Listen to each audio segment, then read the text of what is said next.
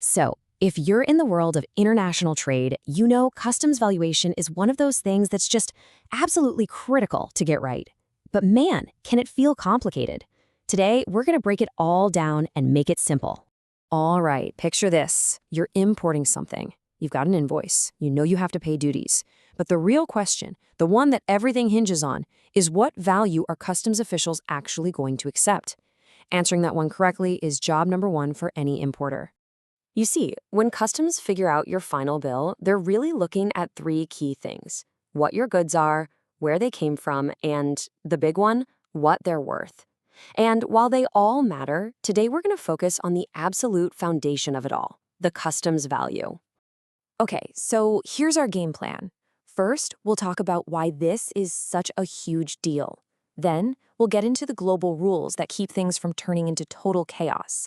We'll spend a good chunk of time on the main method everyone uses, and then cover the backup plans.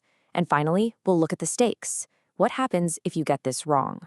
So, why is this such a high-stakes game? Well, it all comes down to one really simple but really powerful concept. And here it is. Most duties are ad valorem. That's just a fancy Latin term that means according to the value. So if your duty rate is, say, 10%, it's 10% of the customs value. Get the value wrong, and you get the tax wrong. Simple as that. And believe me, customs authorities are paying very close attention to this number. Now, you can just imagine the total chaos if every single country made up its own rules for this, right? Well, for a long time, that's pretty much what happened. But thankfully, the world finally got its act together to create one single system for everyone.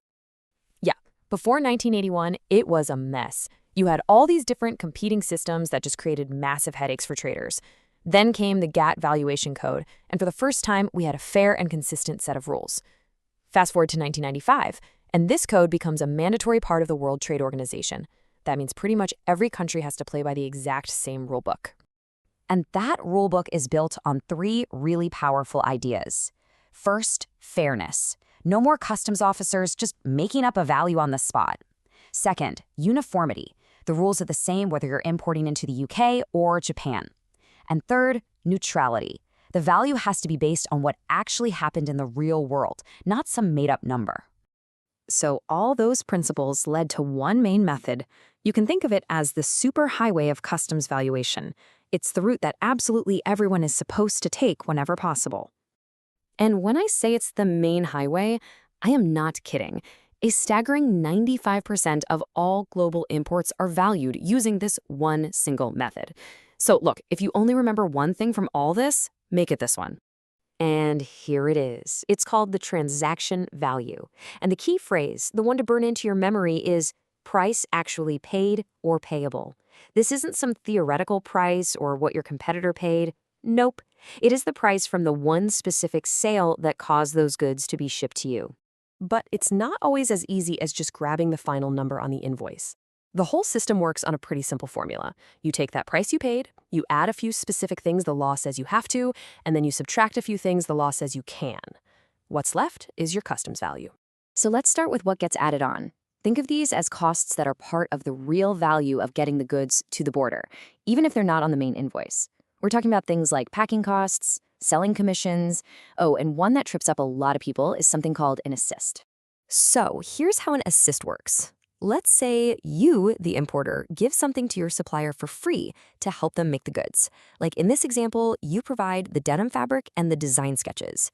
Well, the value of that free fabric and design work has to be added back into the customs value. Why? Because it was a real cost of making those jackets, so it has to be accounted for. Okay, now on the flip side, there are things you can actually deduct if they happen to be bundled into your invoice price. The logic here is pretty simple. We're trying to strip out any costs that happen after the goods are already imported. For example, any trucking costs inside the destination country. That's not part of the import value. Same goes for any charges to assemble the product after it's already arrived. And this brings up a great question I hear all the time. What about discounts?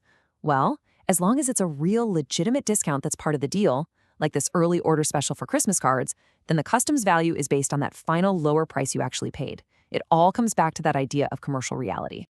But what happens when that main highway, the transaction value method, is blocked? What if you can't use it? Well, the rules provide a very clear set of detours you have to follow. For instance, you can't use transaction value if there wasn't even a sale to begin with, like free samples or goods sent on consignment. You also can't use it if the price was messed with because the buyer and seller are related companies. In those cases, that highway is closed and you need to find a different path. And those paths have to be taken in a very strict order, often called the valuation waterfall. You always have to start at the top, with method 1. If for some reason you can't use it, you must move to method 2, which is the value of identical goods. Can't use that? Then you go to method 3, similar goods, and so on, right down the line. You can't just pick and choose your favorite method. It's a rigid hierarchy designed to get as close as possible to a real, fair value. Now, those first 2 detours, methods 2 and 3, are all about looking at other shipments. But the difference is really key. Identical means just that, the same in every single way, down to the quality and reputation. Similar is a little looser. It means the goods aren't exactly alike, but they have similar features, can do the same job, and you could basically swap one for the other in the marketplace. Okay, we've gone through the rules, the main highway, the detours, but let's circle all the way back to our first question. Why does any of this really matter? Why is it so incredibly important to get it right? Because getting it wrong has serious, serious consequences. We're talking about customs audits that can go back years and suddenly hit you with a massive, unexpected duty bill. On top of that, you could be facing huge fines and penalties. Your shipments could get stuck at the port or worse, even seized. And in the most extreme cases of deliberately undervaluing goods, it can even lead to criminal charges.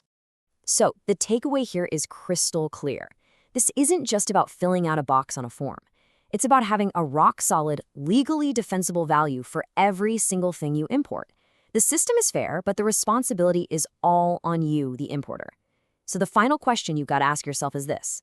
When that audit comes, are you ready?